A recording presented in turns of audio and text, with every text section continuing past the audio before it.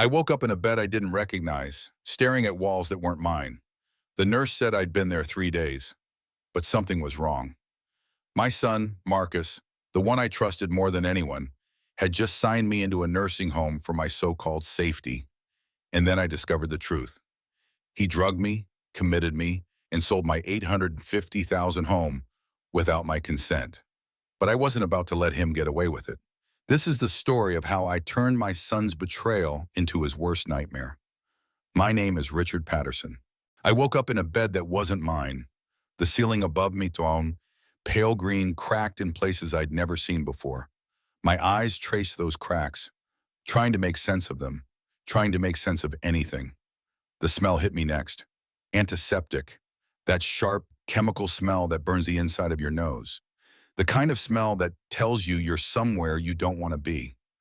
I wasn't supposed to be here. Wherever here was.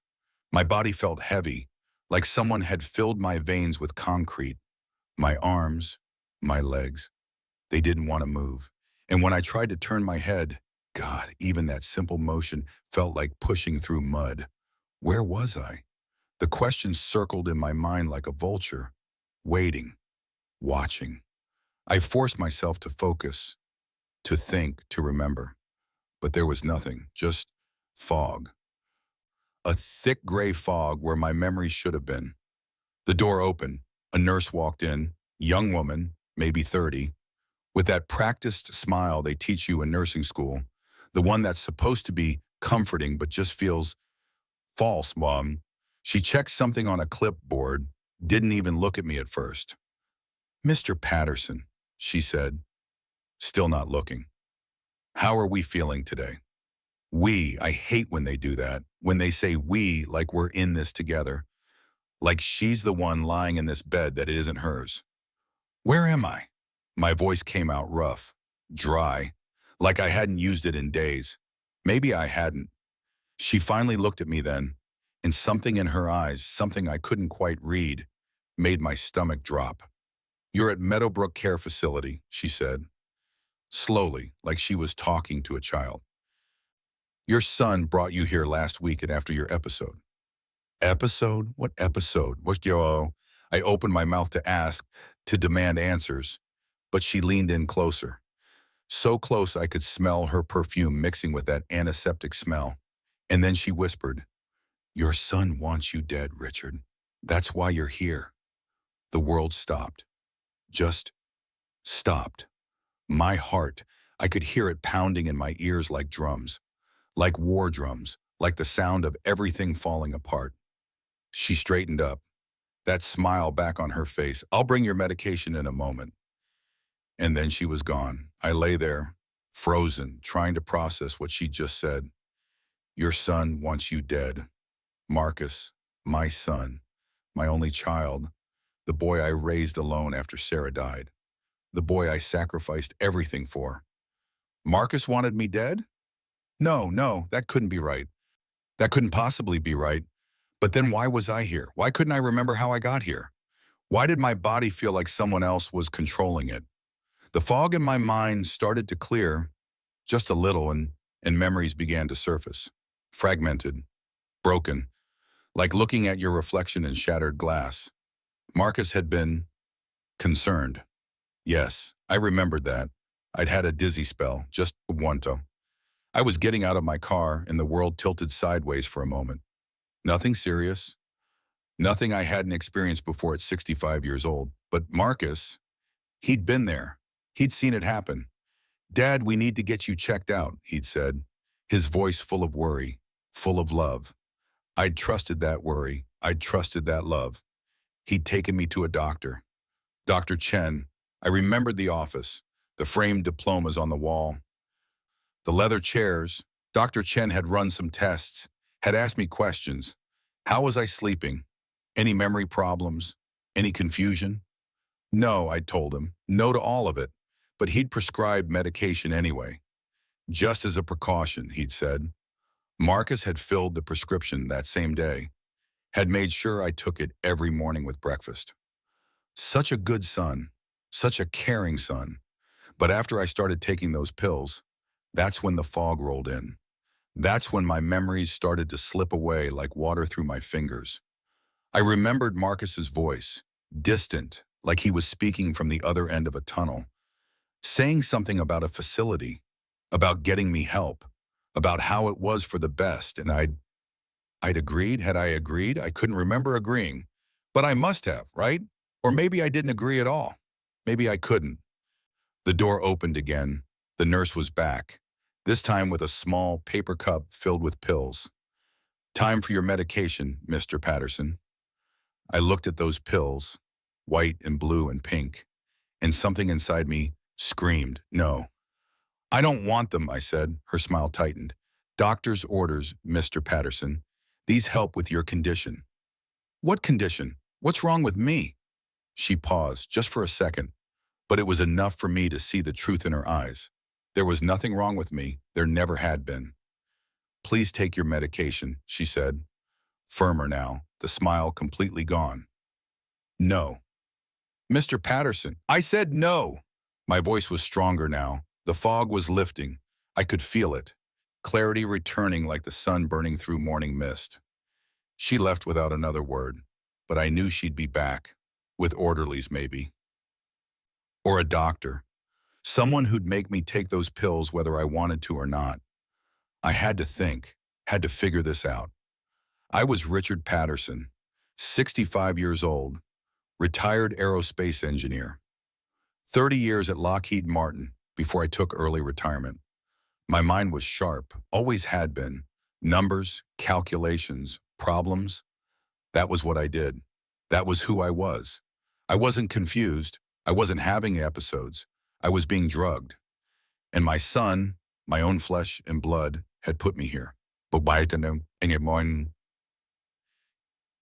question burned in my chest like acid, like betrayal made physical. Why would Marcus do this to me? What could possibly make him want to? And then it hit me, the house, my house, the 4-bedroom colonial on Maple Street where I'd lived for 35 years, where I'd raised Marcus, where Sarah and I had planned to grow old together before cancer stole her away. The house that was worth, what, 700,000? Maybe 800 in this market? My stomach turned to ice. If I was declared incompetent, if I was locked away in this place, who would make decisions for me? Who would have access to everything I own? Marcus. That's who. The pieces started falling into place. Terrible, horrible pieces of a puzzle I never wanted to solve. The dizzy spell, had it even been real? Or had Marcus, had he done something? Put something in my food maybe? Just enough to make me unsteady. Just enough to justify that doctor's visit. Dr. Chen, was he in on this too? Or was he just another piece on the board? A pawn who didn't know he was being played? And those pills. Those goddamn pills that turned my brain to mush and my memories to fog. This wasn't care. This was kidnapping. This was theft. This was my own son. The boy I'd held in my arms the day he was born, trying to erase me from my own life. The rage hit me then, pure, white hot, burning. I wanted to scream, wanted to break something, wanted to tear this room apart with my bare hands. But I couldn't, because rage wouldn't help me. Rage wouldn't get me out of here. Rage wouldn't undo what had been done. I needed to be smart, strategic. I needed to use the mind that had designed components for spacecraft, the mind that had solved problems most people couldn't even understand. I needed to fight. But first, I needed to know exactly what I was fighting against. If you've ever felt trapped, truly trapped, like the walls are closing in and there's no way out, if you've ever been betrayed by someone you loved with everything in you, then you know what I felt in that moment. You know that mixture of fear and fury and disbelief. You know what it's like when your entire world turns out to be a lie. Hit that like button if you're still with me. Because what I'm about to tell you, what happened next, it gets so much worse before it gets better. Act 2, 10:30. 3 days, that's how long it took before I got my first visitor who wasn't a nurse with pills or an orderly checking to make sure I hadn't escaped. 3 days of lying in that bed, refusing medication, watching the bog slowly lift from my brain like someone had finally opened a window in a smoke-filled room. 3 days of piecing together fragments of memory, trying to figure out exactly when my life had been stolen from me. The door opened around 2 in the afternoon. I'd been counting the hours by the shadows on the wall, by the rhythm of shift changes, by anything that made me feel like I still had some control over time itself. Helen Bradshaw walked in, my neighbor, my friend for the past 20 years, the woman who'd brought me casseroles after Sarah died and invited me to Thanksgiving every year since.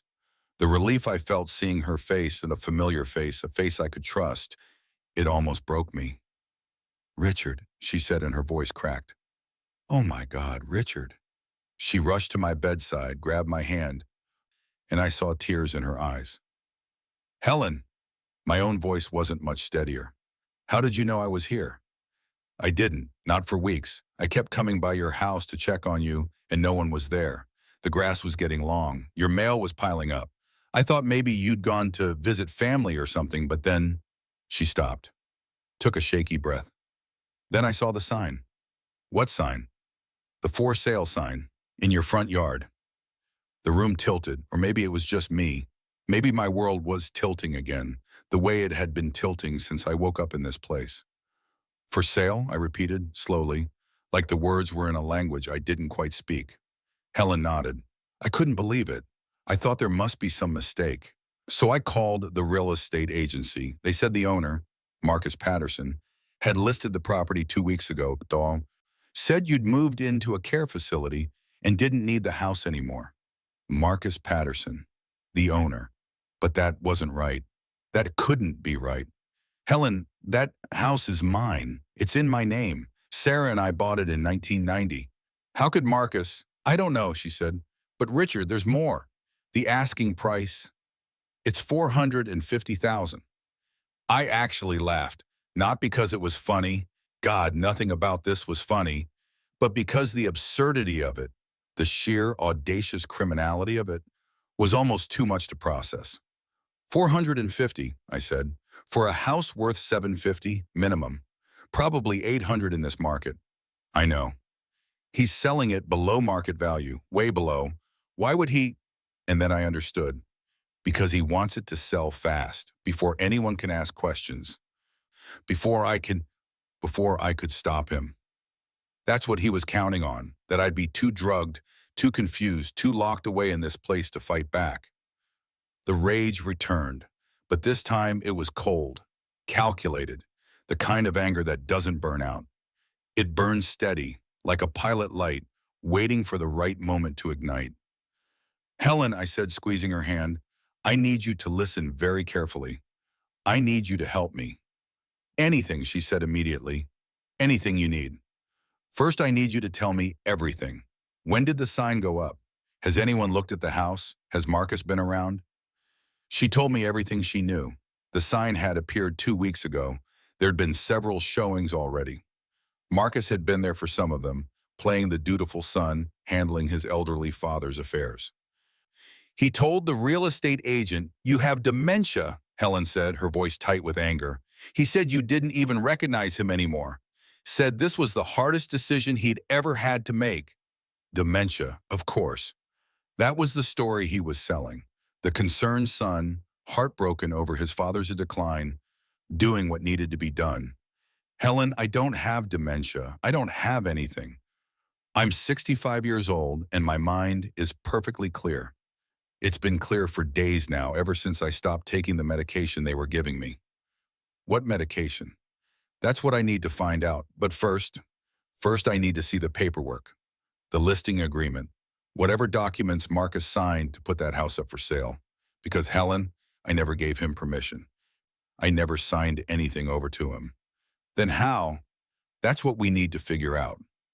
Helen left an hour later with a mission: get copies of every document related to the house sale, talk to the real estate agent, find out exactly what Marcus had told them and what paperwork he'd provided. And most importantly, find me a lawyer. That night, I lay in bed and let myself remember. Not the recent past, those fog-filled weeks of confusion and manipulation. No, I went further back, to when Marcus was young, to before everything went wrong. I remembered teaching him to ride a bike in the driveway of that house on Maple Street, how he'd been so scared at first, so sure he'd fall, but I'd held on to the back of his seat and run alongside him, telling him I wouldn't let go, telling him I'd keep him safe. Eventually, I did let go, because that's what parents do. We let go so our children can fly. I'd watched him wobble for a few seconds, then find his balance, then pedal away down the street with the biggest smile I'd ever seen. "I did it, Dad," he'd shouted. "Did you see? I did it." I'd been so proud. Where did that boy go? When did my son, my sweet, scared, wonderful son, turn into someone who could drug his own father and lock him away and steal his life? Or maybe that boy had never existed at all. Maybe I'd just been too blind to see the truth. Sarah would have seen it. Sarah always could read people better than I could. She saw past the surface, past the masks everyone wore, straight down to who they really were. If she were here, God, if she were here, none of this would have happened. But she wasn't here. She'd been gone for 15 years, and I'd raised Marcus alone, and clearly, I'd failed somewhere along the way. The guilt tried to creep in, tried to tell me this was my fault, that I'd been a bad father, that I'd pushed him to this somehow. But no, I wasn't going to do that to myself. I'd been a good father, not perfect. No parent is, but good. I'd loved that boy. I'd provided for him. I'd put him through college, helped him with his first car, his first apartment, his wedding to Vanessa. I'd done everything a father should do, and this betrayal, this was on him. This was his choice, his sin, not mine. The next morning, a different nurse came in. Older woman, maybe 50, with kind eyes and gray hair pulled back in a bun. "Mr. Patterson," she said, "I'm Nurse Jameson. I'll be taking over your care." "Where's the other nurse? The young one, Bum?" "Transferred, she said simply, then quieter. "I heard you've been refusing medication." "That's right. May I ask why, I looked at her, really looked at her, trying to determine if she was someone I could trust or just another player in whatever game was being played with my life. "Because those medications are making me confused," I said, "clouding my mind, and I need to think clearly right now." She nodded slowly. "I've reviewed your chart, Mr. Patterson, and I've reviewed the admission paperwork your son filled out. And I have some concerns." My heart started beating faster. "What kind of concerns?" "The medications you were prescribed, they're typically used for patients with severe cognitive decline. Dementia, Alzheimer's. But your admission evaluation, the one done when you first arrived, shows no signs of cognitive impairment." "Then why?" "That's what I'm wondering," she said. "I think we need to get you reevaluated by an independent physician, someone not connected to your son or the doctor who initially diagnosed you." Hope. For the first time in weeks, I felt actual hope. "Can you do that?" "I can recommend it. There's a patient advocate here, Martha Chen. I think you should speak with her." Martha Chen arrived that afternoon.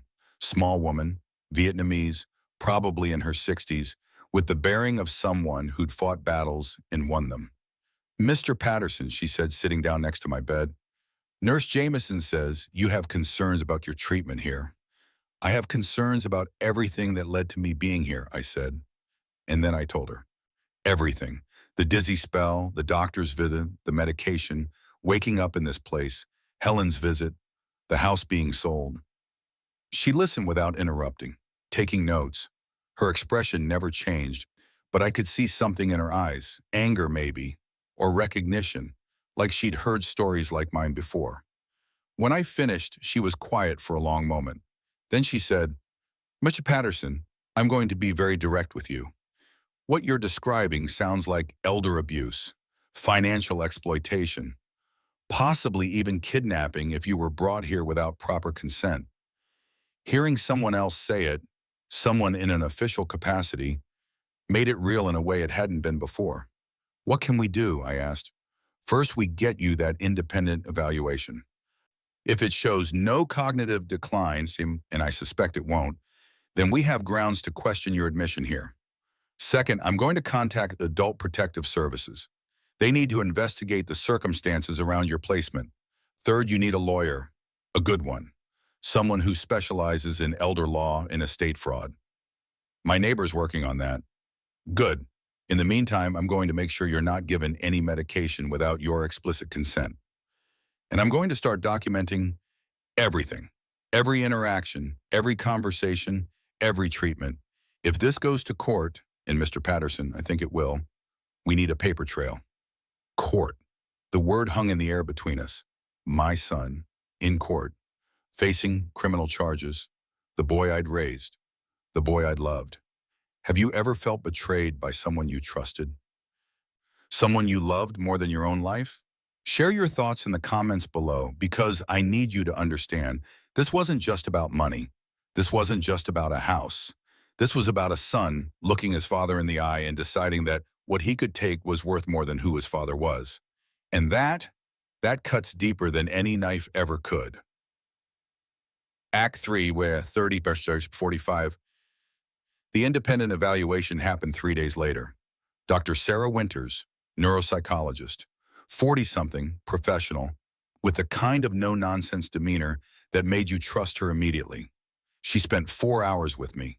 4 hours of tests, questions, puzzles, memory games, math problems, pattern recognition. She showed me pictures and asked me to remember them. She gave me lists of words and asked me to repeat them back. She had me draw clocks, count backwards, spell words in reverse. And you know what? I aced every single one because there was nothing wrong with my mind. There never had been. When she finished, she sat back and looked at me with an expression I couldn't quite read. Mr. Patterson, she said, I'm going to be completely honest with you. My stomach clenched. What is it? Your cognitive function is completely normal. Better than normal, actually. Your memory, your processing speed, your executive function, all of it is consistent with a healthy 65-year-old. In some areas, you're scoring higher than average for your age group. The relief was overwhelming. Tears pricked at my eyes, and I didn't even try to hide them. So there's no dementia, no cognitive decline at all, none whatsoever. And Mr. Patterson, I reviewed the medications you were prescribed, the dosages you were given. For someone without cognitive impairment, those medications would absolutely cause confusion, memory problems, and disorientation. They were drugging me. I can't make that determination without reviewing the full medical records and understanding the prescribing physician's rationale. But what I can say is that these medications were not appropriate for your condition because you don't have the condition they're meant to treat. I wanted to scream, to rage, to find Marcus and demand to know why. But instead, I just sat there, trembling with the weight of it all. What happens now? I asked. Now I write my report, and I submit it to the facility administrator, to Martha Chen, and to anyone else who needs to see it. This report will state unequivocally that you have full cognitive capacity and decision-making ability. Will that be enough to get me out of here? That's not my area of expertise. But Mr. Patterson, you shouldn't be here. You never should have been here. And I'm going to make sure everyone knows that. She left. And I sat in that room, that pale green room that smelled like antiseptic and loss. And I let myself feel everything I'd been holding back. The fear, the anger, the betrayal, but also something else, determination. Because I wasn't going to let this stand. I wasn't going to let Marcus win. I wasn't going to disappear into this facility while he sold my life piece by piece. I was Richard Patterson, 65 years old, aerospace engineer, problem solver. And this was a problem I was going to solve. Helen came back the next day with a lawyer in tow. James Morrison, mid-40s, sharp suit, sharper eyes, specialized in elder law and estate litigation. Mr. Patterson, he said, shaking my hand firmly, Helen told me about your situation. I've taken the liberty of doing some preliminary research, and I have to say, what's happening to you is unfortunately not uncommon, but it is illegal, very illegal. Tell me everything, I said. He pulled out a folder thick with documents. First, the house. I obtained copies of the listing agreement and associated paperwork. According to these documents, You signed a power of attorney giving Marcus full authority to handle your affairs, including real estate transactions. I never signed any such thing. I didn't think you had. The signature on the power of attorney document doesn't match your signature on file with your bank or your previous property records. I've already hired a forensic document examiner to analyze it. I'm confident they'll confirm it's a forgery. Forgery? My son had forged my signature. What else? I asked, my voice tight. The house is listed under Marcus's name in the property records. That change was filed 6 months ago, also with what I believe is a forged signature on a quitclaim deed. 6 months ago, but I was still at home 6 months ago. I was fine. Exactly, which suggests this has been planned for a while.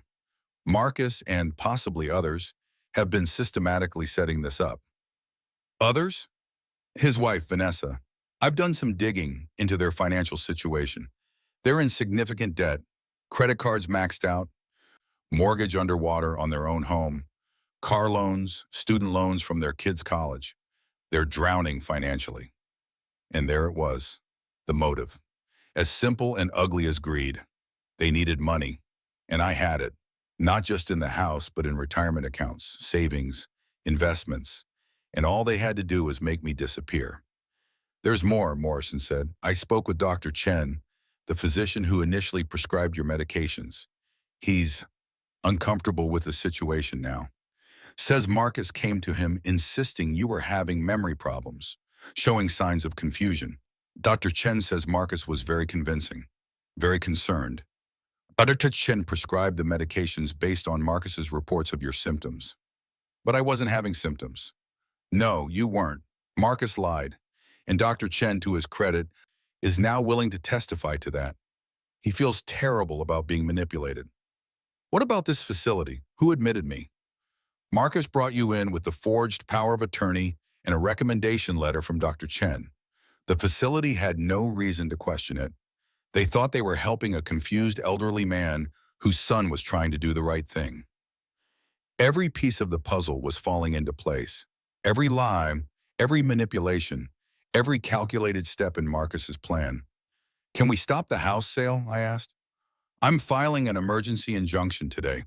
The forged power of attorney is fraudulent, which means the listing agreement is void. The sale can't proceed until this is resolved. I'm also filing a petition to have you declared competent and released from this facility. How long will that take? If everything goes smoothly, a few weeks. If Marcus fights it, longer. He'll fight it, I said. He's gone too far not to. Morrison nodded grimly.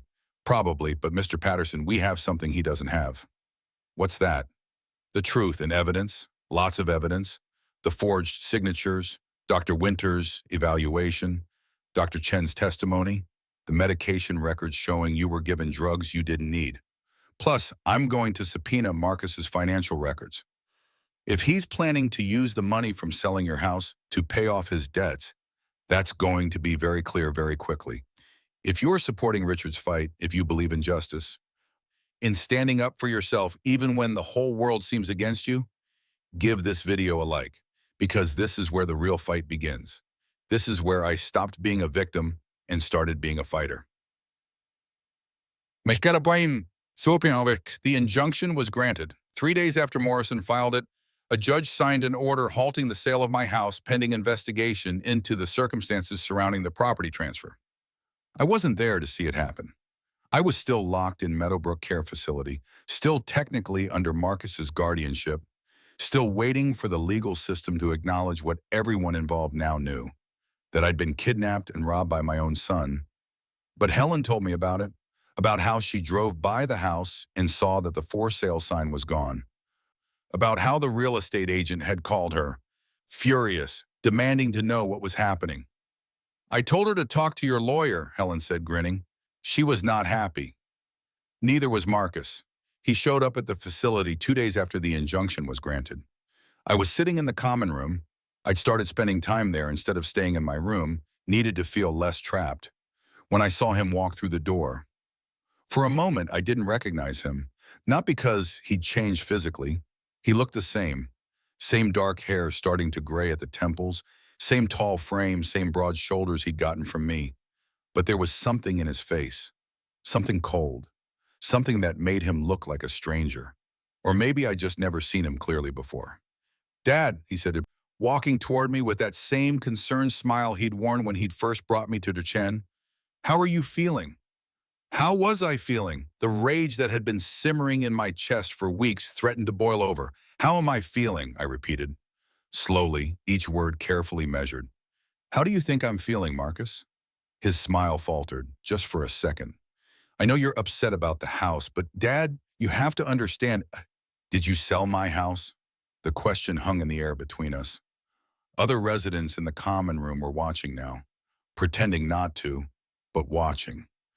We can talk about this in private, Marcus said, reaching for my arm. I jerked away from his touch. Don't you dare touch me. Dad, did you sell my house? I asked again. Louder this time. Did you forge my signature on a power of attorney in a quitclaim deed? Did you put my house in your name and try to sell it for $450,000 when it's worth twice that? His face went pale, then red, then something else entirely. You don't understand the situation, he said. You're confused. The medications, the medications you had them give me, the medications that made me confused because I don't actually have dementia or any cognitive impairment at all. Those medications? People were definitely watching now. A nurse had paused in the hallway. An orderly had stopped pushing a wheelchair. Marcus's mask was cracking. I could see it happening in real time. The concerned son routine was slipping away, revealing something uglier underneath. You had no right to bring in lawyers, he hissed. To make accusations, to embarrass the family like this. Embarrass the family? I stood up. My legs felt strong, steady, no framing, no confusion, just pure crystalline anger. You put me in here, Marcus. You drugged me. You forged my signature. You tried to steal my house. And you're worried about embarrassment? I was trying to take care of you. The house was too much for you to manage. You had that dizzy spell, which may or may not have even been real. Tell me, Marcus, did you put something in my coffee that morning? Some drug to make me unsteady? To give you an excuse to take me to the doctor? The flash in his eyes told me everything I needed to know. He had. My own son had drugged me, had planned this, had executed it step by step like some kind of criminal mastermind. Get out, I said. Get out of this facility. Get away from me. And get yourself a good lawyer, Marcus, because you're going to need one. You can't do this, he said. You're my father. You're supposed to. I'm supposed to what? Let you rob me? Let you lock me away? Let you erase me from my own life so you can pay off your debts? His eyes widened. How did you? I know everything. The maxed out credit cards, the underwater mortgage, your financial desperation. I know why you did this, Marcus. And it doesn't matter. None of it matters. Because there is no excuse, no amount of debt, no financial pressure that justifies what you've done to me. Dad, please. My name is Richard, or Mr. Patterson, but you don't get to call me Dad anymore. You lost that right the moment you decided I was worth more to you dead than alive. He stood there, trembling. And for just a second, just one fleeting second, I saw something in his face that might have been regret. But then it was gone, replaced by cold anger. You'll regret this, he said, fighting me, bringing in lawyers. This is going to cost you more than you think. Let it cost me, I said, every penny I have, every last cent, because my dignity is worth more than all of it. My freedom is worth more than all of it. And I will spend every resource I have to make sure you face consequences for what you've done. He left without another word, and I stood there shaking, feeling like I just fought a war. Martha Chen appeared at my elbow. Mr. Patterson, are you all right? No, I said honestly, but I will be. That night, alone in my room, I finally let myself break down. I cried for the son I'd lost. Or maybe for the son who'd never existed, for the relationship I thought we had, for the trust that had been shattered beyond any hope of repair. I cried for Sarah, who'd been spared seeing this, Who'd loved Marcus so much? Who'd been so proud of him? What would she think if she could see him now? I cried for myself, for the pain of betrayal, for the violation of being drugged and imprisoned, for the indignity of having my autonomy stripped away.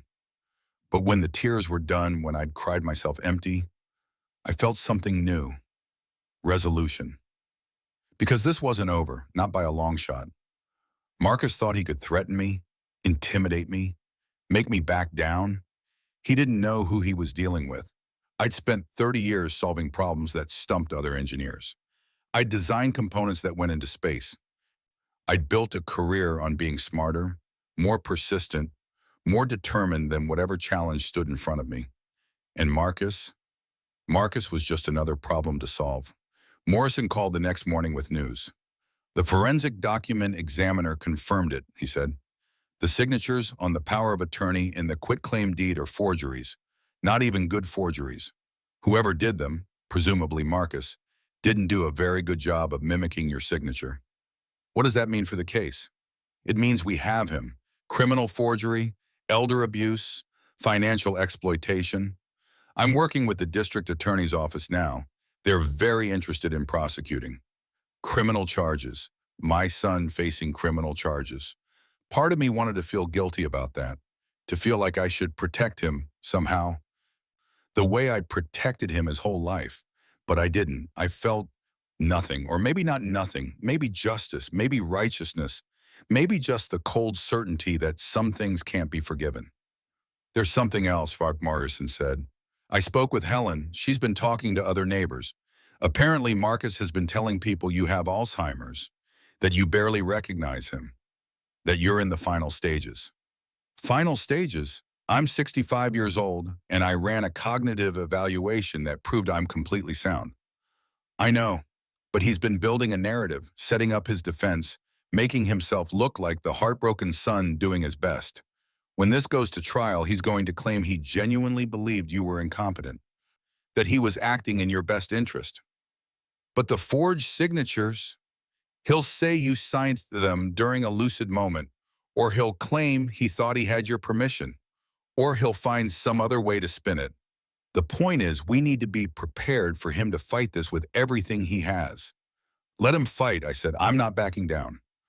What would you do if you found out your own child betrayed you like this? If someone you loved and raised and sacrificed for turned around and tried to steal everything from you? Comment your thoughts below, because I need to know I'm not alone in this. I need to know that other people understand why I can't just let this go, why I can't just forgive and forget and move on. Some betrayals are too deep to heal. Some wounds cut straight through to the soul.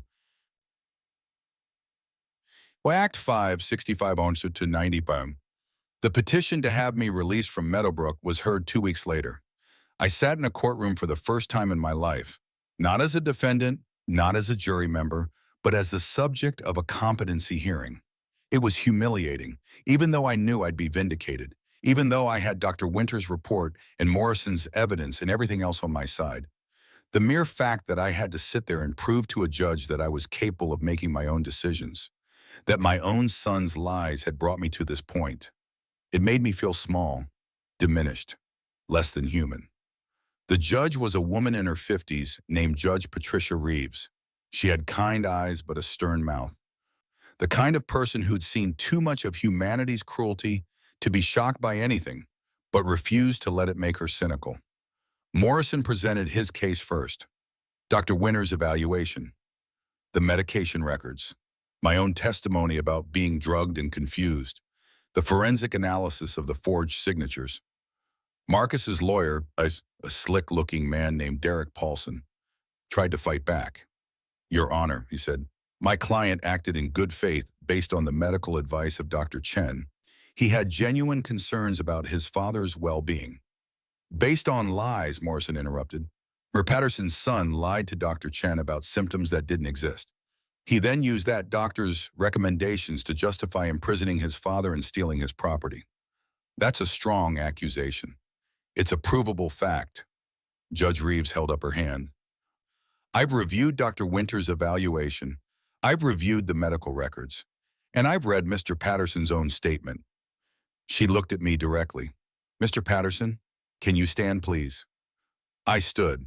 I'm going to ask you some questions, she said, just to satisfy myself that you understand what's happening here. Can you tell me what day it is?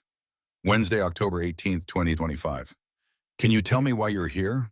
I'm here to petition the court to recognize my mental competency and release me from Meadowbrook Care Facility, where I was placed without my genuine consent through forged documents. Can you explain what you believe happened to you? I took a breath. My son Marcus drugged me, either directly or through manipulation of a physician. He then used my resulting confusion as evidence of cognitive decline. He forged my signature on legal documents, transferring my house to his name. He had me committed to a care facility using fraudulent power of attorney paperwork, and he attempted to sell my house for well below market value to pay off his personal debts, all while telling everyone who would listen that he was acting in my best interests. The courtroom was silent. Judge Reeves studied me for a long moment. Mr. Patterson, you sound very clear and coherent to me. Your understanding of the situation seems thorough, and Dr. Winter's evaluation supports that you have full cognitive capacity. She turned to Paulson. Does your client have any evidence to the contrary? Any medical evaluation suggesting Mr. Patterson is incompetent? Paulson shuffled papers.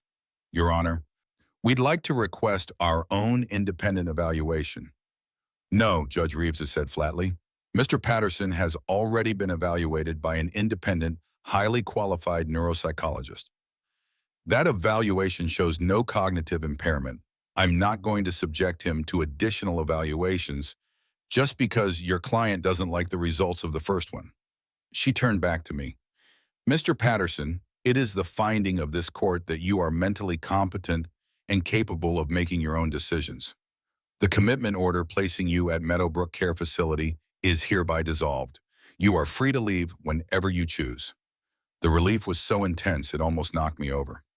Furthermore, Judge Reeves continued, I am referring this matter to the District Attorney's Office for investigation of potential criminal charges, including forgery, fraud, and elder abuse. Mr. Paulson, I suggest your client cooperates fully with that investigation. She banged her gavel, and just like that, I was free. Morrison drove me home that afternoon, not to Meadowbrook, not to some temporary housing. Home, to my house on Maple Street. Helen had been taking care of it while all this was happening, keeping the lawn mowed, collecting the mail, making sure everything was secure. When Morrison pulled into the driveway and I saw that house, my house where I'd lived for 35 years, where Sarah and I had built our life, I almost broke down again. Take your time, Morrison said gently. I got out of the car slowly, walked up the path to the front door. Helen had given Morrison the spare key, and he handed it to me now. My hands were shaking as I unlocked the door. Inside, everything was exactly as I'd left it. The furniture I'd picked out with Sarah, the photos on the walls, the books on the shelves, the coffee mug I'd been drinking from the morning Marcus had done whatever he'd done to make me dizzy. It smelled like home, like safety, like mine. I walked through every room. The kitchen where Sarah had taught Marcus to bake cookies, the living room where we'd watched him open Christmas presents, the bedroom where we'd held each other through good times and bad, the spare room that had been Marcus's before he moved out, before he got married, before he decided his father was worth more as a commodity than as a person. I stood in the doorway of that room and felt nothing. No nostalgia, no warmth, no fond memories, just empty space where love used to be. Morrison had followed me into the house but kept his distance, letting me process everything. Are you okay? He asked when I finally came back downstairs. I don't know, I said honestly. I'm home, I'm free, but everything's different now. Everything's broken. It is, he agreed. And I won't lie to you, Mr. Patterson. The road ahead is going to be difficult. The criminal case against Marcus is going to take time. There will be hearings, possibly a trial. It's going to be painful. I know. But you have people on your side. Helen, me, Dr. Winters, Martha Chen, the nurses at Meadowbrook who stood up for you. You're not alone in this. I nodded. Thank you for everything, for believing me, for fighting for me. That's my job, he said, then softer. But it's more than that. What happened to you? It's wrong. Fundamentally, deeply wrong, and people like Marcus need to face consequences. Not just for you, but for every other elderly person they might victimize if they're allowed to get away with it.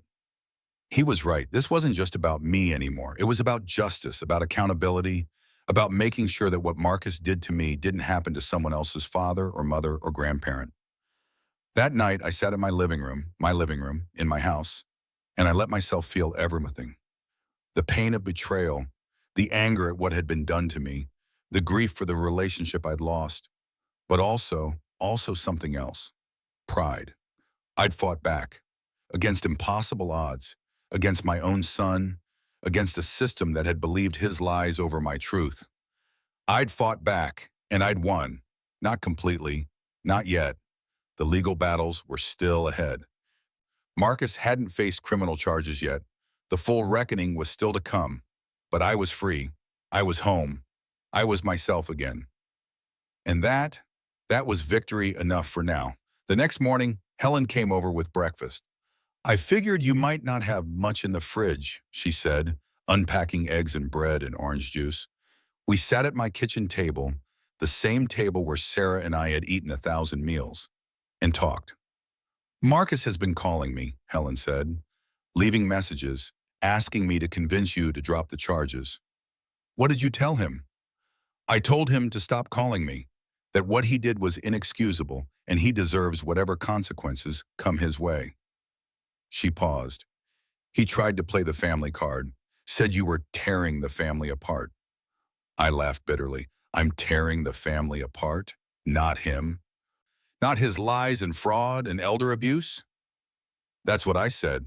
He hung up on me. Good. We were quiet for a moment. Then Helen asked the question I'd been dreading. Do you think you'll ever forgive him?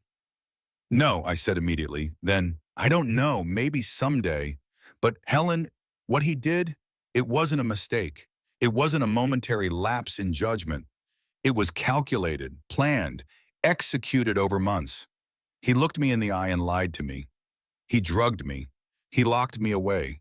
He tried to erase me from my own life. I know. How do you forgive that? How do you come back from that? I don't think you do, she said softly. Some things break beyond repair. She was right. Marcus and I, we were broken beyond repair. And as much as that hurt, as much as I grieved for the relationship we'd had, or the relationship I'd thought we had, I couldn't forgive him. Not now. Maybe not ever. If you believe in standing up for your rights, even against family, if you believe that loving someone doesn't mean accepting abuse, share this video. Because this is the lesson I learned in that nursing home, in that courtroom, in the weeks and months of fighting for my freedom. Family isn't everything when it means sacrificing your dignity. Love isn't real when it comes with chains attached.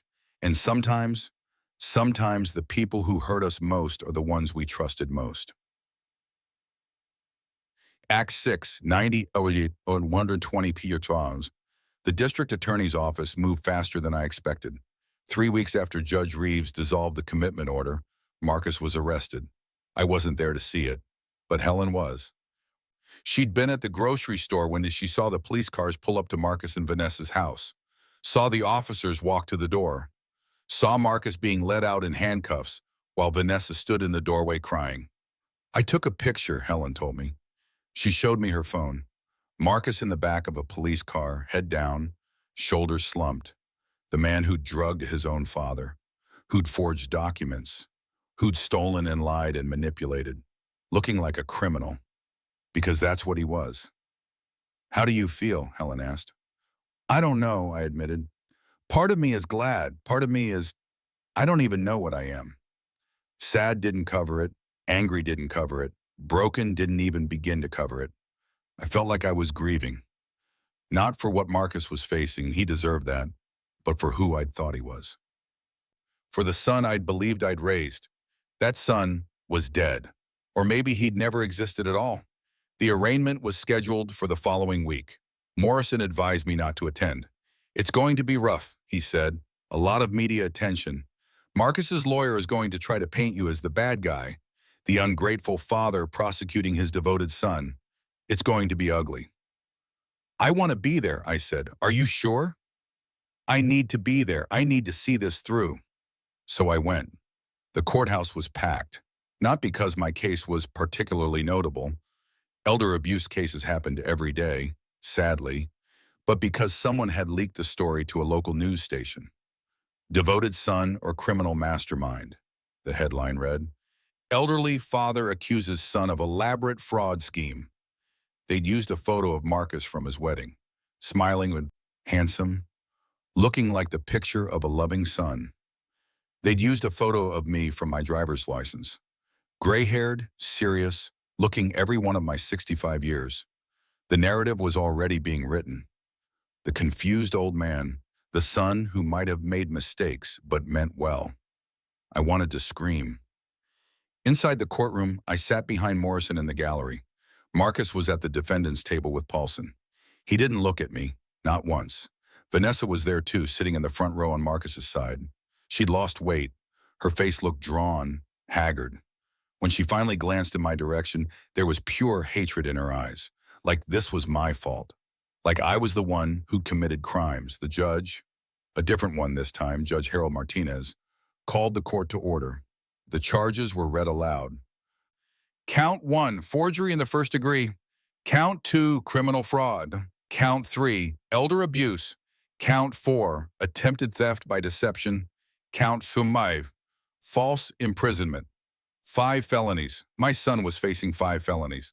Marcus pled not guilty to all charges. Of course he did. Paulson stood up. Your Honor, my client has no criminal record. He's a respected member of the community. He has a wife, children, a job. He poses no flight risk. We request he be released on his own recognizance. The prosecutor, the sharp woman named Angela Torres, stood. Your Honor, the defendant systematically defrauded and imprisoned his own father for financial gain. He forged legal documents. He manipulated medical professionals. He showed premeditation and a complete lack of remorse. The state requests bail be set at $100,000. Judge Martinez considered. Bail is set at $50,000. The defendant is ordered to have no contact with the victim. He glanced at his notes. Richard Patterson, next trial court date is set for December 15th for preliminary hearing. Bang went the gavel, and that was it.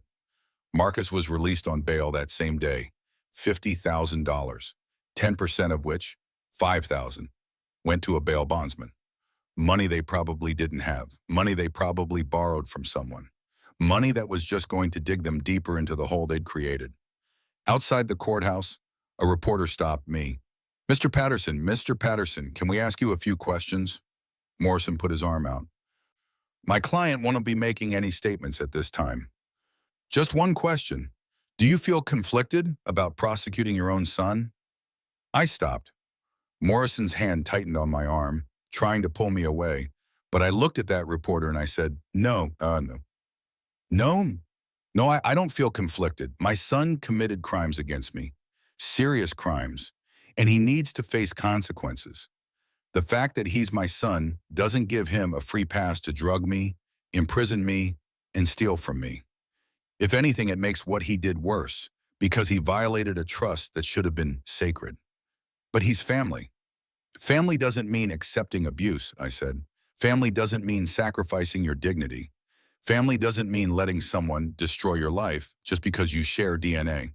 What Marcus did was wrong. Objectively, legally, morally wrong. And I won't apologize for seeking justice.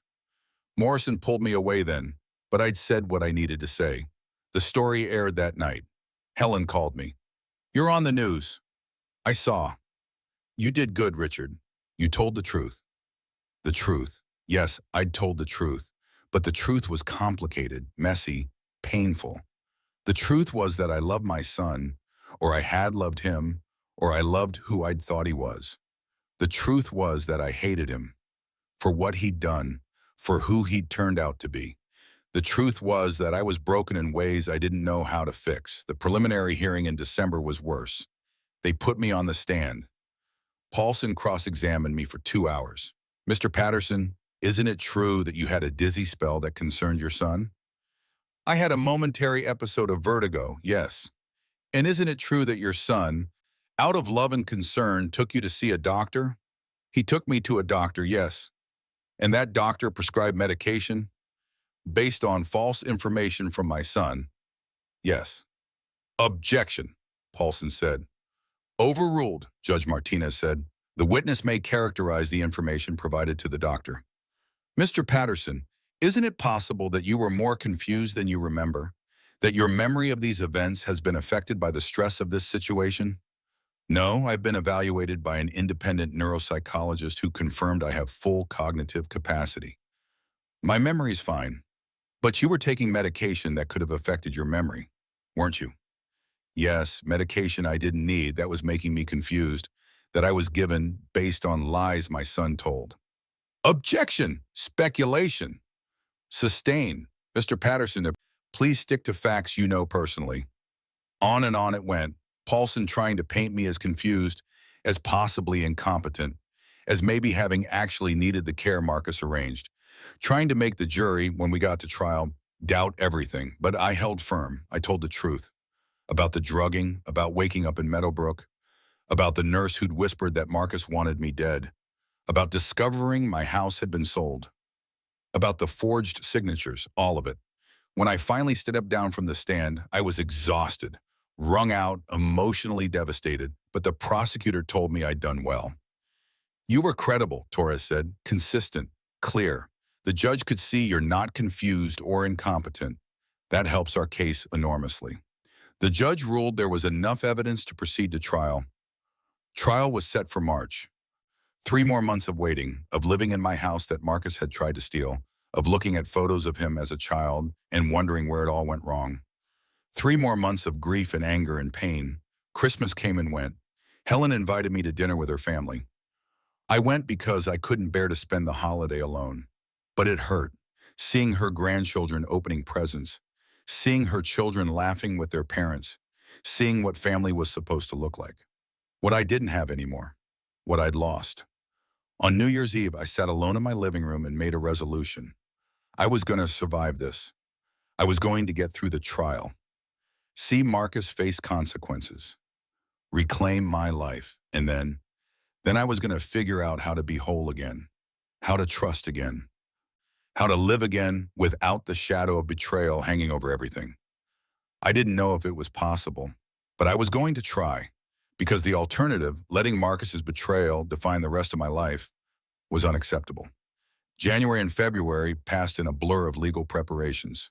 Morrison prepped me for trial. Torres went over my testimony again and again. The forensic document examiner prepared to testify about the forged signatures. Dr. Winters was ready to explain my cognitive evaluation. Dr. Chen was going to admit he'd been manipulated. The evidence was overwhelming.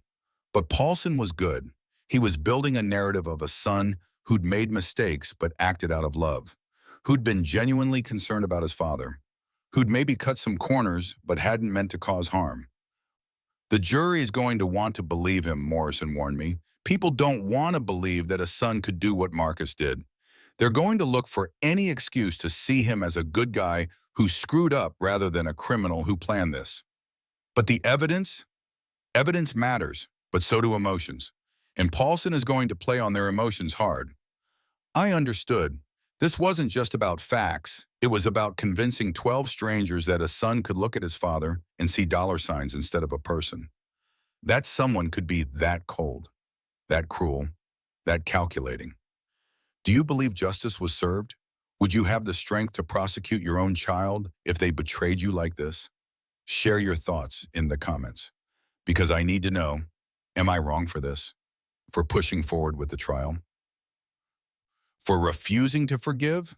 Or am I doing what anyone would do, what anyone should do, when faced with this kind of betrayal? I honestly don't know anymore. Acts 7, 120 or $235,000. The trial began on March 3rd, 2026. I sat in the courtroom wearing my best suit, the Navy one Sarah had helped me pick out years ago for a retirement ceremony at Lockheed Martin. I wanted to look credible, competent, like a man who knew his own mind, not like the confused, declining elderly man Marcus's defense was going to try to paint me as. Jury selection took 2 days. 12 people who would decide my son's fate, who would determine whether what he did to me was criminal or just complicated. 7 women, 5 men, ages ranging from maybe 25 to 70. Different backgrounds, different lives, all of them looking at me with varying degrees of sympathy or skepticism. Tora's opening statement was strong. Ladies and gentlemen of the jury, this is a case about betrayal, about a son who looked at his aging father and saw an opportunity, about systematic, premeditated elder abuse. The evidence will show that Marcus Patterson forged legal documents, manipulated medical professionals, drugged his father, and imprisoned him in a nursing home, all to steal his house and his assets. This wasn't a mistake. This wasn't a misunderstanding. This was a crime. Paulson's opening was different. Ladies and gentlemen, this is a case about a family in crisis, about a son who was terrified he was losing his father to dementia, about difficult decisions made in impossible circumstances. Yes, Marcus Patterson made mistakes. Yes, he should have done things differently, but his father was having dizzy spells. His father's doctor prescribed medication. His father needed care. Marcus did what he thought was right, what he thought was best for his father. He's not a criminal. He's a son who made errors in judgment out of love. Love. He said the word like it excused everything, like love could justify drugging someone, forging documents, stealing a house. I felt sick. The prosecution's case took a week. Torres called witness after witness. Dr. Winters testified about my cognitive evaluation, explained in clear terms that I had no signs of dementia or cognitive decline, that my mind was sharp and functional. Paulson tried to shake her on cross-examination. But isn't it possible that Mr. Patterson experienced temporary confusion that has since resolved? No, Dr. Winters said firmly. The medications he was given would cause temporary confusion, yes, but there's no evidence of any underlying cognitive impairment.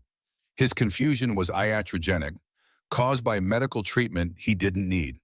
The forensic document examiner testified about the signatures, showed side-by-side comparisons of my real signature versus the forged ones. These are not even close, she said. The pressure points are different.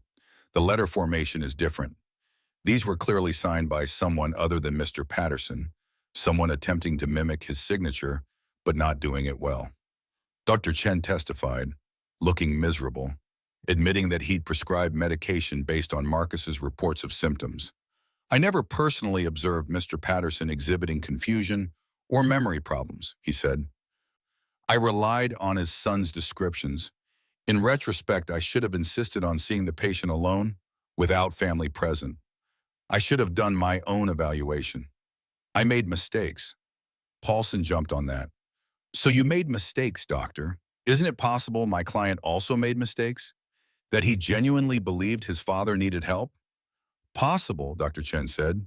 But the symptoms Mr. Patterson's son described, they were specific, detailed. Either he was observing things I couldn't find any medical evidence for, or he was fabricating them. The nurse from Meadowbrook, the young one who'd first told me Marcus wanted me dead, testified. Mr. Patterson's son visited frequently, she said. He always seemed very concerned. But one day I overheard him on the phone in the hallway.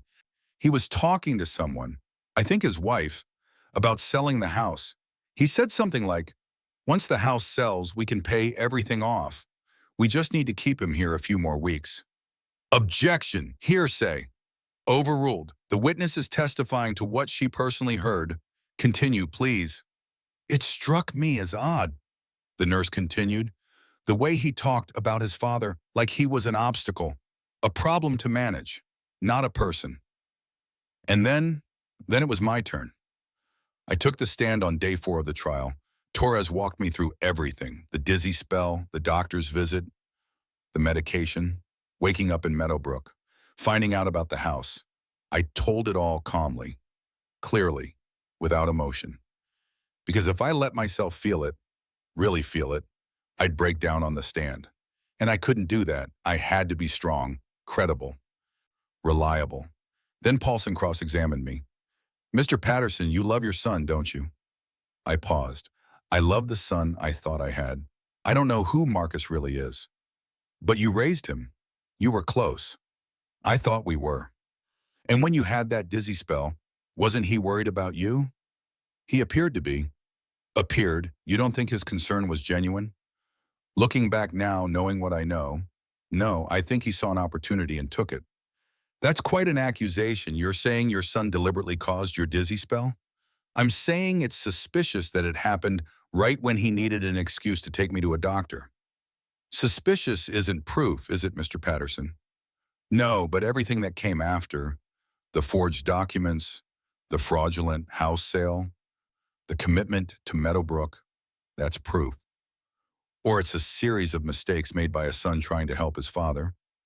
It's a series of crimes, I said, carefully planned, systematically executed for financial gain.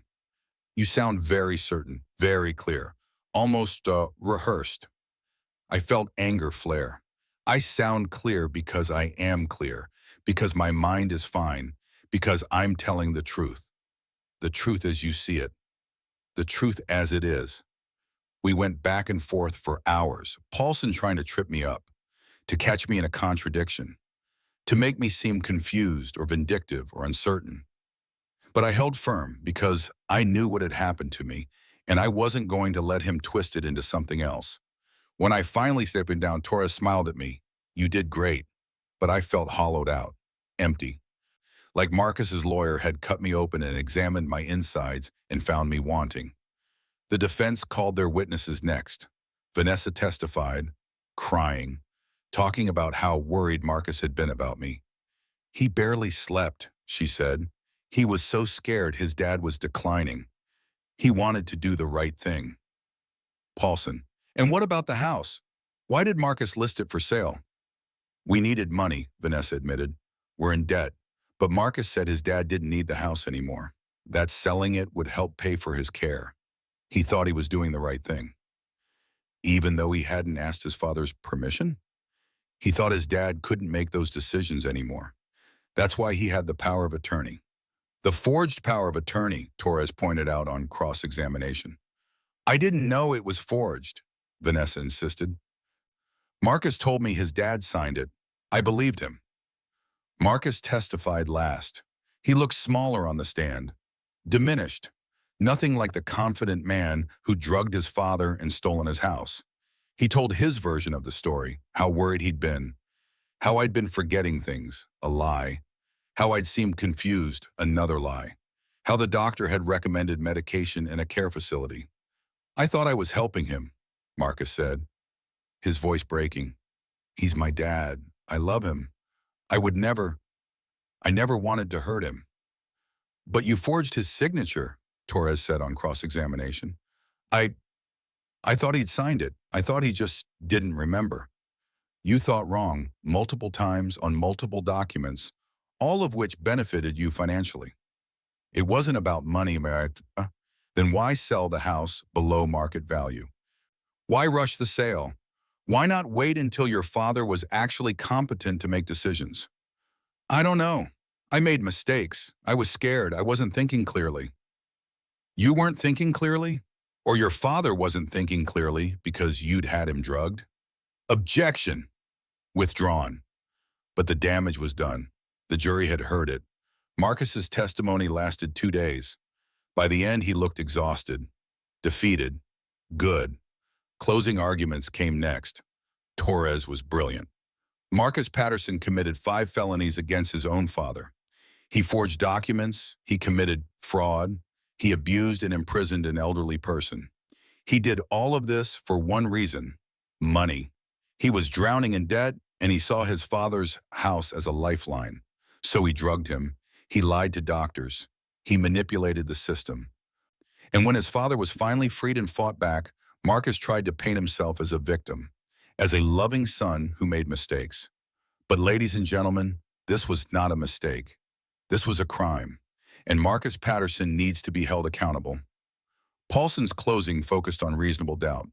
The prosecution wants you to believe Marcus Patterson is a monster, a cold, calculating criminal who preyed on his own father. But the evidence shows something else. A son who was worried, who maybe made errors in judgment, who maybe trusted the wrong people or cut corners, but who acted out of love, not malice. And where there's reasonable doubt about intent, about whether Marcus truly believed he was helping his father, you must vote to acquit.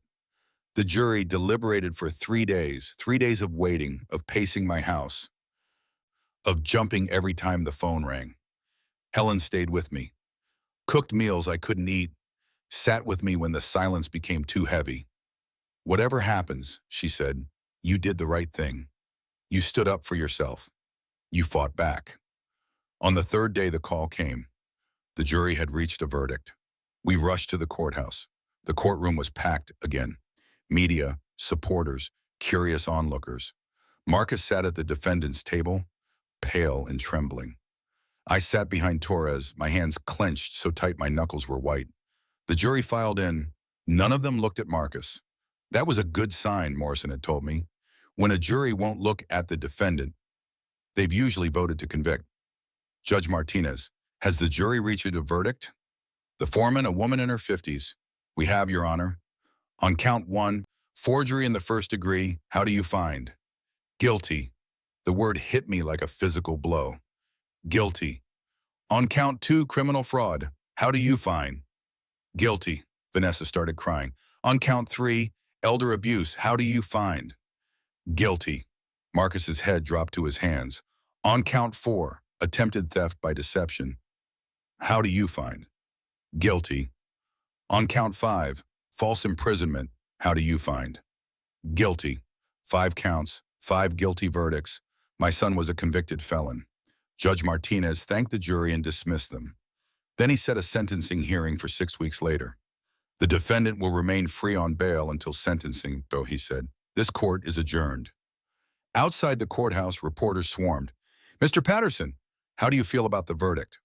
I looked at the cameras. I paused, trying to find the right words. I feel like justice was served. What my son did was wrong. He needed to face consequences. But I don't feel victorious. I don't feel happy. I just feel done. Do you have any message for your son? I thought about it. What could I possibly say to Marcus now? I hope he uses this time to reflect on what he's done, to understand the magnitude of his betrayal, and to become a better person than he is right now. That's all I have to say. Morrison pulled me away. In the car, I finally let myself cry. Not tears of joy, not tears of relief, just tears. For everything I'd lost, for the relationship that was dead, for the son who'd chosen money over his father, for the man I'd been before all this happened, trusting, loving, naive. That man was gone, and I didn't know who I was anymore without him, Owen. Act 8, 135 vote, 150 about. The sentencing hearing was on a cold morning in late April. Spring was trying to break through. I could see green buds on the trees outside the courthouse. But winter was holding on with icy fingers, kind of like how I felt, trying to move forward, trying to heal. But the cold betrayal of what Marcus had done was still frozen in my chest. Judge Martinez called the court to order. Marcus stood before him, looking older now, grayer, like the trial had aged him 10 years. Vanessa sat in the gallery crying, again, always crying. I sat on the other side of the courtroom, alone. Helen had offered to come, but I'd asked her not to. This was something I needed to do by myself. Torres addressed the court first. Your Honor, the defendant was convicted of 5 serious felonies. He systematically abused and defrauded his own father for financial gain. This wasn't a momentary lapse in judgment. This was months of planning and execution. The state recommends the maximum sentence, 15 years in prison. 15 years. Marcus would be in his 60s when he got out. Older than I was now, Paulson argued for leniency. Your Honor, my client has no prior criminal record. He has a family who depends on him. He's shown genuine remorse for his actions. He made terrible mistakes, yes, but he's not a danger to society. We ask the court to consider probation with restitution, or if the court feels incarceration is necessary, The minimum sentence of 3 years. 3 years versus 15. The gulf between them felt enormous. Judge Martinez looked at Marcus. Mr. Patterson, do you have anything you'd like to say before I impose sentence on? Marcus nodded, stood. He looked at the judge. Then, for the first time since this all began, he looked at me. Dad, he said, I felt my jaw clench. I'm sorry, I know that doesn't mean much now. I know I destroyed everything between us. But I need you to know that I am sorry. I was desperate. I was scared. We were drowning financially, and I panicked, and I made choices that I will regret for the rest of my life. His voice cracked. You were always there for me. Always. You raised me alone after Mom died. You put me through college. You helped me when I needed it. And I repaid you by doing the unforgivable. Tears were streaming down his face now. I don't expect you to forgive me. I don't deserve forgiveness. But I need you to know that I loved you. I still love you. And I'm sorry. I'm so sorry. He sat down. The courtroom was silent. I felt nothing, or maybe everything. All the emotions I'd been holding back for months crashing over me at once. Part of me wanted to believe him, wanted to think his remorse was real, wanted to forgive him and rebuild and have my son back. But I couldn't, because words were easy. Sorry was easy. What he'd done to me was hard. Living with the aftermath was hard. Learning to trust again was hard. And all the apologies in the world couldn't undo the fact that he'd looked me in the eye and chosen to destroy me. Judge Martinez spoke. Mr. Patterson, I've presided over many cases in my career. Cases of violence, theft, fraud, abuse. But this case is particularly disturbing. He looked at Marcus with something like disgust. You didn't hurt a stranger. You didn't victimize someone you had no connection to. You attacked your own father, the man who raised you, who loved you, who trusted you implicitly, and you used that trust as a weapon against him. Marcus's head was bowed. You drugged him, you forged documents, you imprisoned him, you tried to steal his home, and all while pretending to care about his well-being, all while playing the role of the devoted son. Judge Martinez paused. The court recognizes that you have no prior criminal record, that you have a family, that you've expressed remorse. But the court also recognizes the severity of your crimes, the premeditation involved, the systematic nature of your abuse. He looked down at his notes. On count 1, forgery in the first degree, I sentence you to 4 years in state prison. On count 2, criminal fraud, I sentence you to 4 years in state prison. On count 3, elder abuse, I sentence you to 5 years in state prison. On count 4, attempted theft by deception, I sentence you to 3 years in state prison. On count 5, false imprisonment, I sentence you to 4 years in state prison. 20 years total. These sentences will run concurrently for a total sentence of 5 years in state prison. You will also pay full restitution to your father for all costs associated with this case, including legal fees, medical evaluations, and any other damages. Upon release, you will serve 3 years of probation and are prohibited from contacting the victim without his explicit written consent. Bang went the gavel. 5 years. Marcus would serve maybe 3 with good behavior. It felt both too much and not enough. Too much because he was still my son, and some part of me didn't want to see him in prison. Not enough because 3 to 5 years seemed like nothing compared to what he'd done to me. The bailiff led Marcus away. He looked back at me one last time as they took him through the door. I didn't look away. I wanted him to see my face, to see that I wasn't crying, wasn't broken, wasn't the confused old man he'd tried to turn me into. I was still here, still standing, still myself. Outside the courthouse, the reporters were waiting again. Mr. Patterson, are you satisfied with the sentence? I'm satisfied that justice was served, I said. Whether it's enough, I don't know if any sentence could be enough for what was done to me. Will you ever forgive your son? I paused, the question I'd been asking myself for months. I don't know, I said honestly. Right now, I can't. Maybe someday, but not today. What's next for you? Next? I thought about it.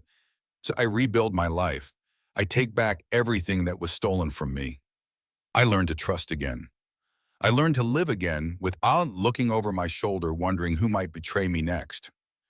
Do you have any advice for others in similar situations? I looked directly into the camera. If someone is abusing you, even if that someone is family, you have the right to fight back. You have the right to protect yourself. Love doesn't mean accepting abuse. Family doesn't mean sacrificing your dignity. Stand up for yourself. Get help. Don't let anyone tell you that you owe your abuser forgiveness or silence or anything else. Morrison pulled me away gently. In the car, I let out a long breath. It's over, Morrison said. Is it? I asked. The legal part is. The rest? That's up to you. He was right. The trial was over. Marcus was going to prison. The house was still mine. My freedom was still mine, but the healing, that was just beginning. That night, I sat in my living room and thought about Sarah. What would she think about all this? About Marcus being convicted? About our son going to prison? Would she blame me for pressing charges? For not forgiving him? Or would she understand that what he did was unforgivable? I'd never know. But I thought she'd understand. Sarah was kind, but she wasn't weak. She believed in consequences, in accountability, in protecting yourself even from people you loved. I did the right thing, I said out loud to the empty room, to Sarah's memory, to myself. I did the right thing. And saying it made it feel true. The weeks after sentencing were strange. I had to figure out who I was now, who Richard Patterson was after everything that had happened. I started going to a therapist, Dr. Linda Washington. She specialized in trauma and family estrangement. What you experienced was profound betrayal, she told me in our first session. It's going to take time to process, to heal. Be patient with yourself. I wasn't good at being patient, but I tried. I started reconnecting with old friends from Lockheed Martin, people I'd let drift away after Sarah died. After I'd focused all my energy on Marcus and my grandson in my small, safe world. I started volunteering at a senior center, helping other elderly people navigate legal issues, sharing my story, making sure what happened to me didn't happen to them. I started living again, slowly, carefully, but living. Helen remained my constant, my rock. I'm proud of you, she said one day over coffee. For what? For surviving, for fighting, for not letting this break you. It did break me, I said. I'm not the same person I was. No, she agreed. You're stronger. I didn't feel stronger, but maybe that's what strength was. Not feeling strong, but doing what needed to be done anyway. Marcus sent me a letter from prison 3 months into his sentence. I almost didn't open it, but curiosity won. It was short. Dad, I don't expect you to read this. I don't expect you to respond, but I need to say this anyway. I destroyed the most important relationship in my life because I was weak and scared and selfish. There's no excuse for what I did. No justification.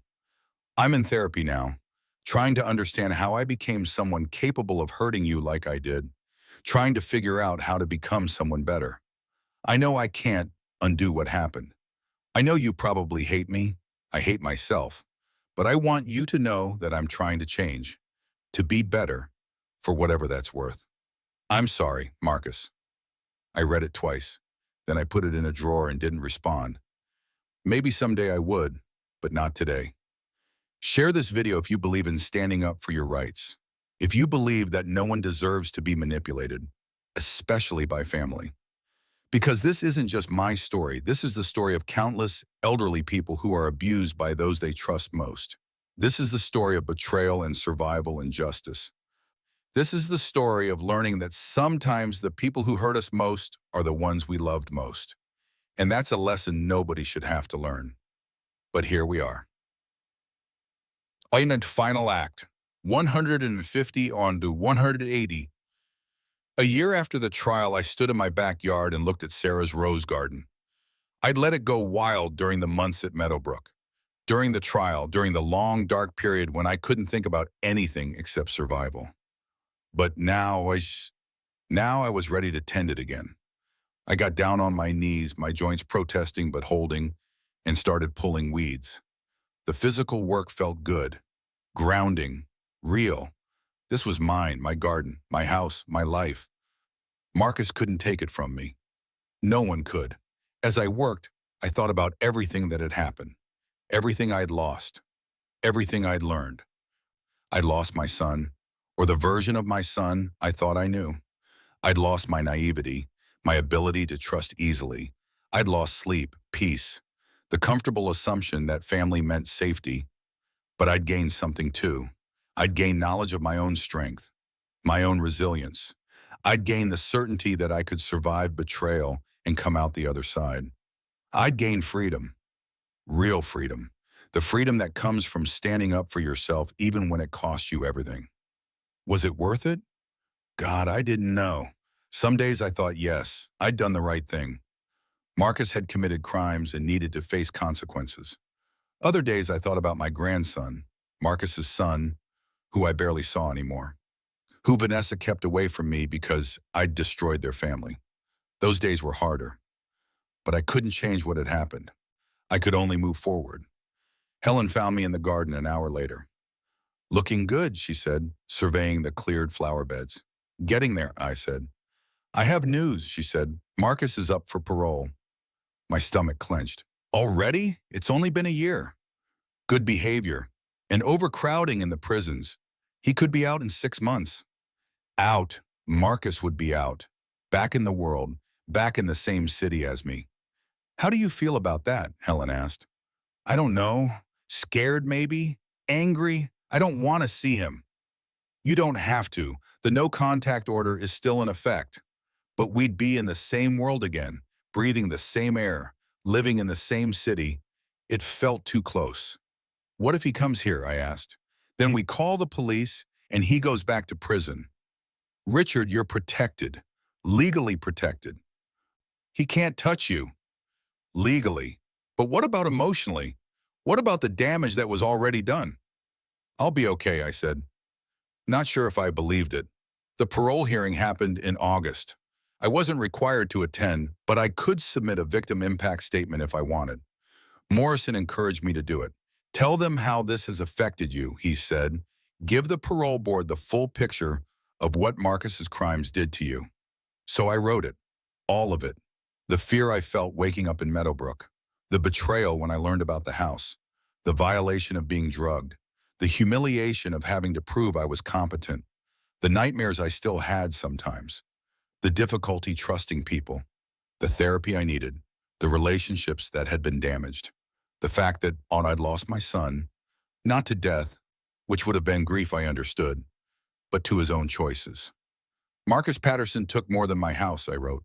He took my sense of safety, my ability to trust, my belief that family meant protection rather than danger. He took the father-son relationship we'd built over 37 years and burned it to the ground for money, for debt payment, for his own convenience. I will never get back what he stole from me. The trust is gone. The love is complicated by betrayal. The relationship is dead. And while I've survived, while I've rebuilt my life and found my strength, I will never be the same person I was before my own son decided I was worth more to him as a commodity than as a father. That's what Marcus Patterson did to me. And that's what the parole board should consider when deciding whether he's served enough time for his crimes. I submitted it. 2 weeks later, I got a letter. Marcus's parole had been denied.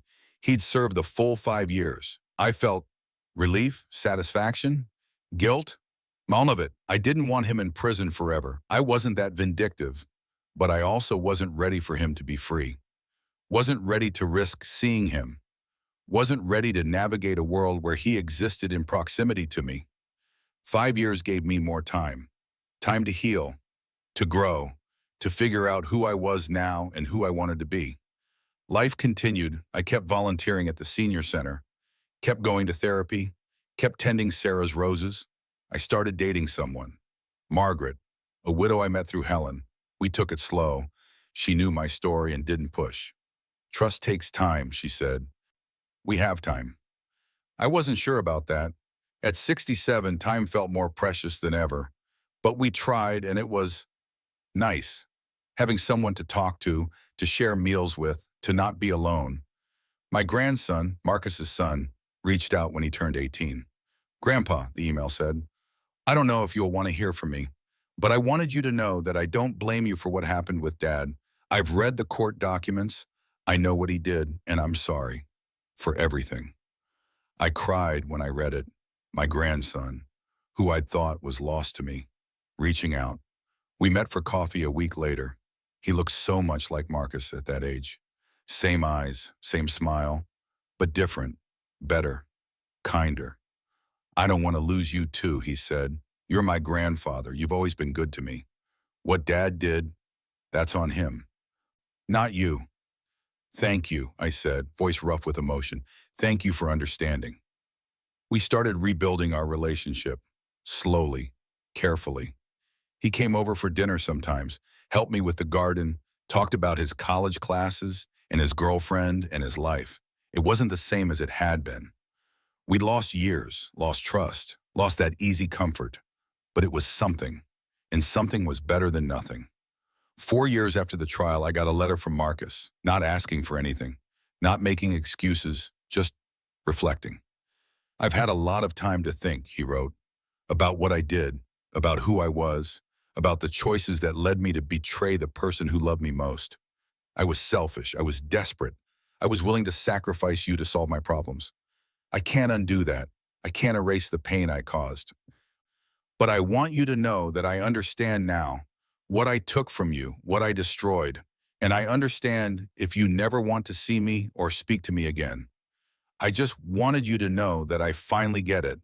I finally understand what I did, and I'm sorry. I read it sitting in Sarah's garden.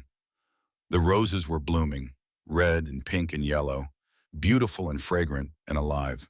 I thought about forgiveness, what it meant, what it required. Did I forgive Marcus? I didn't know. The anger had faded over the years. The sharp edge of betrayal had worn down to something duller, easier to carry. But forgiveness, that was more than just not being angry anymore. That was actively choosing to absolve, to release, to let go. Was I ready for that? I put the letter in the drawer with all the others. Maybe someday I'd respond. Maybe someday I'd forgive. But not today. Marcus was released from prison on a Tuesday in October, 5 years to the day after his sentencing. I knew because his parole officer called to inform me, to remind me of the no-contact order, to assure me that Marcus was being monitored. If he violates the terms of his parole in any way, he goes back to prison, she said. You're safe, Mr. Patterson.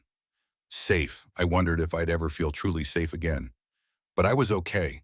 I was surrounded by people who loved me. Helen, Margaret, my grandson, my friends from the senior center. I had my house, my garden, my freedom, my life. Marcus couldn't take those things from me anymore. A month after his release, I was in the grocery store when I saw him. He was in the produce section looking at apples, and he didn't see me. I froze. My first instinct was to turn around, to leave, to avoid any possibility of interaction. But then I stopped, and I really looked at him. He'd aged, gray hair, lines around his eyes, thinner than he used to be.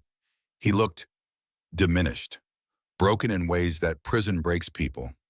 He looked like someone who'd paid a price, and I felt pity, not forgiveness, not yet, maybe not ever, but pity, because whatever he'd taken from me, he'd lost just as much, maybe more. He'd lost his father, his freedom, 5 years of his life, his reputation, his career. He'd lost himself in pursuit of money that never materialized anyway. And now he was standing in a grocery store, alone, probably struggling to rebuild a life after prison. I turned and walked away before he saw me, not out of fear, out of choice. I chose not to engage. I chose to protect my peace. I chose myself, and that felt like power.